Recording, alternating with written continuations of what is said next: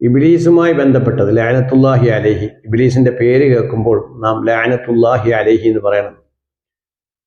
ഇബ്ലീസ് എന്ന് പറയുന്ന ഇബ്ലീസിന് വലിയ ഇഷ്ടമാണ്, അവൻ്റെ പേര് ഇബ്ലീസ് ഇബ്ലീസ് എന്ന് പറയുന്നത്. പക്ഷേ ലഅനത്തുല്ലാഹി അലൈഹി എന്ന് പറയുന്നത് അവനൊരിക്കലും ഇഷ്ടപ്പെടില്ല.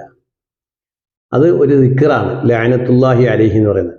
കാരണം അള്ളാഹുവിൻ്റെ ശാപം അവൻ്റെ മേലിലുണ്ടാവട്ടെ എന്നാണ്. അള്ളാഹു തആല വെറുത്തവനെ നാമും വെറുക്കുന്നു, അള്ളാഹു ഇഷ്ടപ്പെട്ടവരെ നാം ഇഷ്ടപ്പെടുന്നു. പ്രവാചകന്മാർ, അവരെ നാം ഇഷ്ടപ്പെടുന്നു. അവരുടെ പേര് കേൾക്കുമ്പോൾ നാം സയ്യിദ്ന ആദം അലൈഹിസ്സലാം, അള്ളാഹുവിൻ്റെ രക്ഷ ആ മഹാന്റെ മേലുണ്ടാവട്ടെ എന്നാണ് അതിൻ്റെ അർത്ഥം.